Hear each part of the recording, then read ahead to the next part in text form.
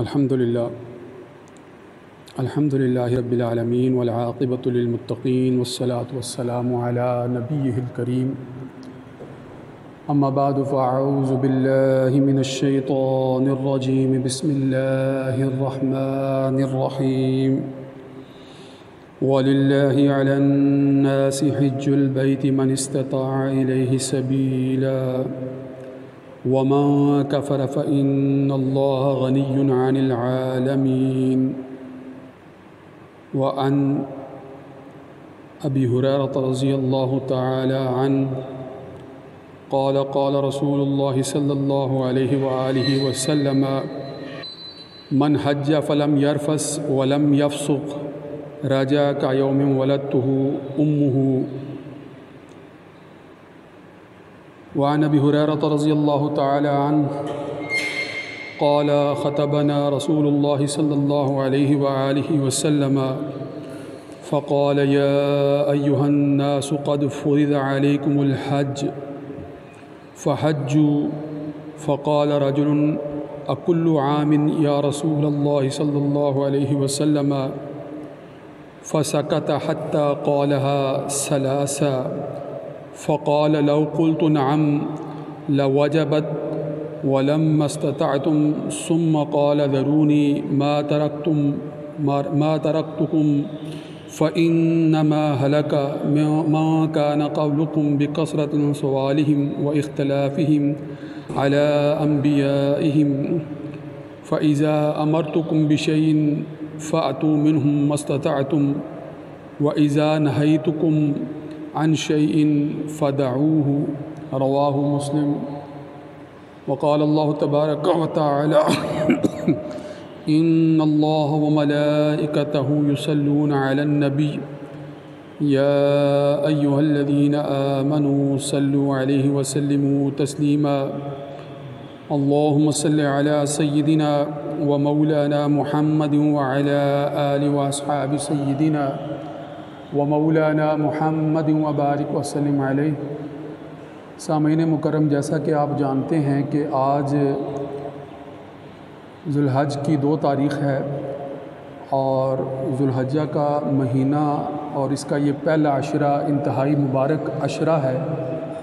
اور اس عشرے کی روایات کے اندر جو ہے وہ بڑی فضیلت بیان کی گئی ہے. اور اس عشرے کی فضیلت اس لیے بھی ہے کہ یہ عشرہ ان ایام کی یاد تازہ کرتا ہے جو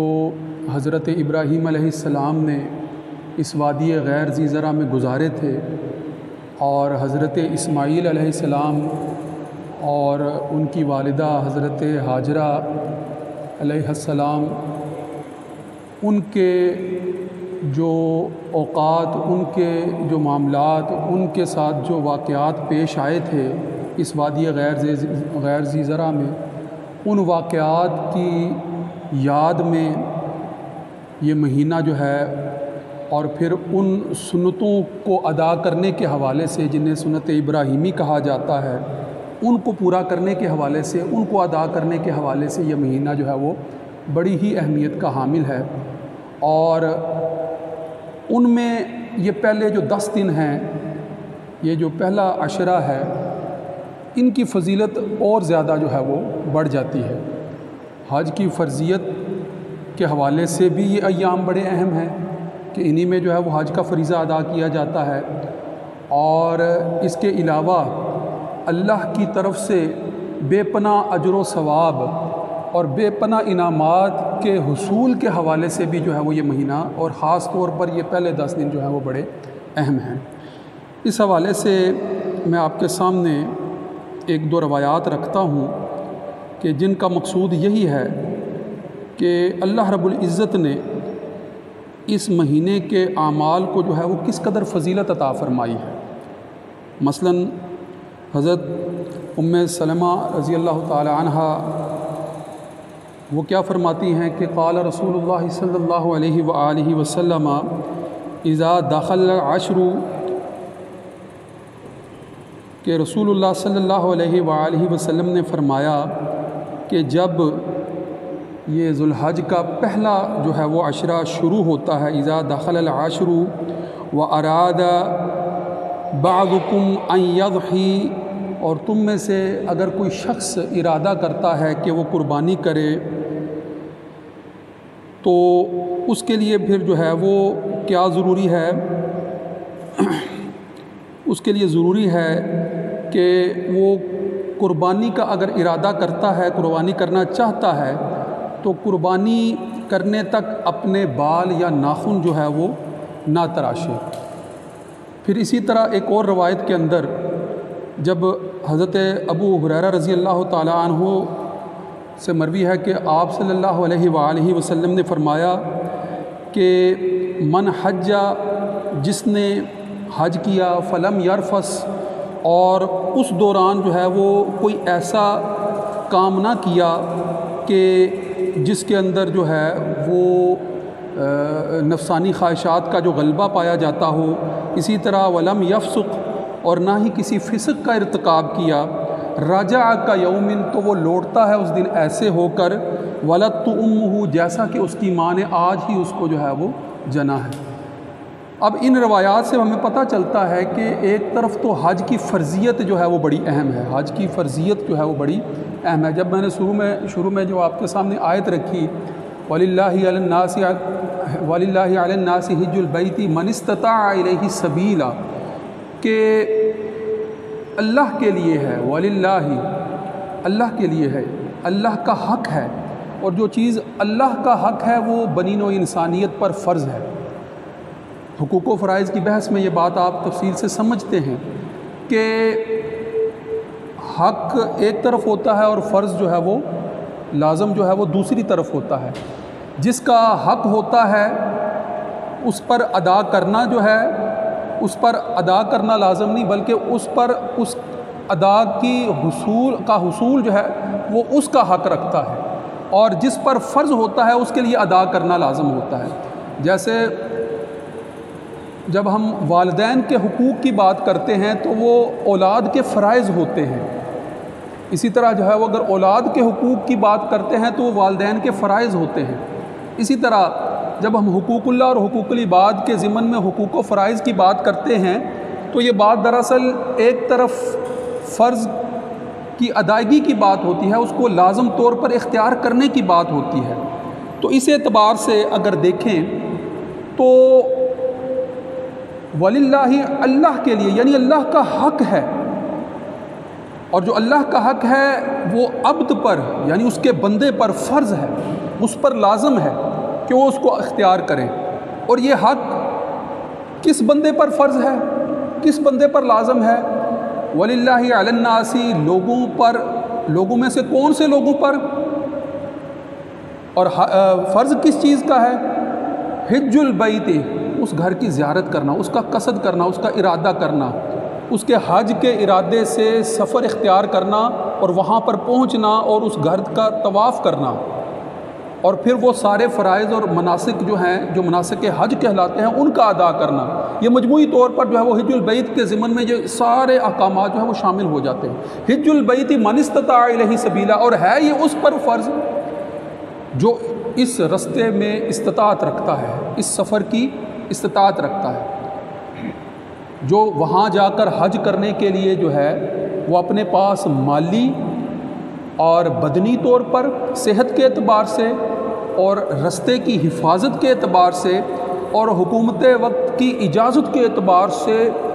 سارے پہلو کو پورا کرنے کی جو ہے وہ استطاعت رکھتا ہے، پھر اس پر یہ فرض ہو جاتا ہے، اس پر فرض ہو جاتا ہے۔ تو اس وقت موجودہ صورتحال کے اندر اگر دیکھا جائے، موجودہ حالات کے اندر دیکھا جائے تو یقیناً حالات کووڈ-19 کی وجہ سے، یہ موجودہ جو بیماری یا وبا ہے جس کو متعدی بیماری کہا گیا ہے، جس کا پھیلنا جو ہے وہ انتہائی سرعت اور تیزی کے ساتھ جو ہے وہ عام ہے، اس حالات کے اندر حکومت سعودی عربیہ نے بھی اس کو محدود کر دیا ہے، اور پھر جب وہاں سے اس کو محدود کیا گیا ہے، چونکہ اجازت ناموں کے بہت سے معاملات ہوتے ہیں، ویزا کے بہت سے معاملات ہوتے ہیں اور انتظامات کے بہت سے معاملات ہوتے ہیں، تو جب سعودی وزارت کی طرف سے جو ہے وہ جب اس کو محدود کر دیا گیا ہے تو پھر یقیناً دیگر ممالک جتنے بھی ہیں، مسلمان ممالک ہوں یا غیر مسلم ممالک ہوں، جہاں جہاں سے بھی دنیا بھر سے مسلمان جو ہے وہ اس فریضہ حج کو ادا کرنے کے اعتبار سے حاضر ہوا کرتے تھے، پہنچا کرتے تھے، اور سابقہ سالوں میں جن کی تعداد جو ہے وہ لاکھوں میں ہوا کرتی تھی، اب وہ ہزاروں میں یا جو ہے وہ لاکھ کے قریب جو ہے اس سے جو ہے وہ بڑھتی ہوئی نظر نہیں آ رہی ہے۔ تو اس کا مطلب یہ ہے کہ فریضہ حج تو ادا ہو رہا ہے، فریضہ حج کی ادائیگی کے لیے اقدامات تو کیے جا رہے ہیں، مگر جو وسعت گزشتہ کئی سالوں کے اندر جو ہے وہ دیکھی گئی تھی، وہ وسعت جو ہے وہ اس سال اختیار نہیں کی جا رہی، اس کو محدود کر دیا گیا ہے۔ اب بہت سے لوگ جو مالی وسائل رکھتے ہیں، جو مالی طور پر جو ہے وہ سابقہ سالوں کے مطابق جو اخراجات تھے اس کے مطابق تو وہ صاحب حیثیت تھے، صاحب استطاعت تھے، وہ رکھتے تھے یہ خیالات، یہ استطاعت رکھتے تھے کہ وہ مالی طور پر اس قابل ہیں۔ وہ مالی طور پر قابل ہونے کا مطلب کیا ہے، استطاعت کا مطلب کیا ہے کہ صرف یہ نہیں ہے کہ حج کے سفر کے لیے آنے جانے کے اخراجات، صرف اتنا نہیں ہے، بلکہ اس میں وہ اخراجات بھی شامل ہیں کہ جب آپ سفر حج پر جا رہے ہوں اور پیچھے جو ہے وہ اپنے ایسے افراد چھوڑ کر جا رہے ہوں جن کی سرپرستی آپ کے ذمہ ہے، جن کی دیکھ بھال آپ کے ذمہ ہے، جن کے اخراجات کا پورا کرنا آپ کے ذمہ ہے، وہ آپ کی اولاد ہے، وہ آپ کے والدین ہیں، یا ایسے افراد کے جو آپ کے زیر سرپرستی ہیں۔ اب اگر اس عرصے کے دوران جس عرصے میں آپ حج کے موقع پر جو ہے وہ بیت اللہ میں حاضر ہوں گے، تو پیچھے جتنے بھی دن آپ وہاں رہیں گے تو پیچھے رہنے والے افراد کی ضروریات کا بھی خرچہ آپ کے پاس موجود ہونا چاہیے، تاکہ وہ پیچھے سے کسی قسم کی تنگی کا شکار نہ ہوں۔ یہ خرچہ بھی جو ہے وہ اس صاحب استطاعت ہونے والے اخراجات کے اندر جو ہے وہ شامل ہے، یہ بات آپ نے ذہن میں رکھنی ہے۔ تو لہٰذا سفر کے اخراجات، وہاں رہنے کے اخراجات، وہاں قیام کے، وہاں طعام کے اخراجات، یہ سارے اخراجات جو ہے وہ اس میں شامل ہوتے ہیں، اور پھر جو ہے وہ آپ کے زیر کفالت افراد کے اخراجات بھی جو ہے وہ اس میں شامل ہوتے ہیں۔ جب ان سب کا بندوبست ہو جائے تو پھر جو ہے وہ فرد جو ہے وہ مالی طور پر استطاعت رکھنے والا کہلاتا ہے۔ پھر اس کے بعد اگلے درجے پر اس کی جسمانی حالت، اس کی صحت بھی اس بات کی اجازت دیتی ہو کہ وہ سفر کرنے میں جو ہے وہ اس کو مشکلات پیش نہ آ سکیں، اور وہ اپنے سفر کے معاملات کو جو ہے وہ صحت کے ساتھ، حسن و خوبی کے ساتھ جو ہے وہ ادا کر سکتا ہو۔ صحت کے معاملات بھی جو ہیں وہ اس کے اندر جو ہے وہ استطاعت کے پہلو کو بروئے کار لانے کے لیے جو ہے وہ بڑے ضروری ہیں۔ پھر صحت کے بعد جو ہے وہ اگلی چیز جو آتی ہے وہ حکومت وقت کی اجازت آتی ہے، کہ جو اجازت خلیفہ یا حکومت اگر سفر کرنے سے روک دے اور سفر کرنے کی اجازت نہ دے تو مالی وسائل ہونے کے باوجود بھی جو ہے وہ اس فرض سے صاحب استطاعت ہونے کی فرضیت جو ہے وہ ساقط ہو جاتی ہے۔ اور پھر جو ہے وہ اگر رستہ بھی محفوظ نہیں ہے، رستے میں جو ہے وہ ایسے افراد یا ایسی جگہ ہے یا ایسا علاقہ ہے کہ جہاں سے گزرنے میں جانی خطرہ موجود ہے یا لٹ جانے کا خطرہ موجود ہے، تو سری خطرات کی موجودگی میں بھی سفر حج جو ہے وہ ساقط ہو جاتا ہے۔ جب یہ سارے پہلو جو ہے وہ مجموعی طور پر ساقط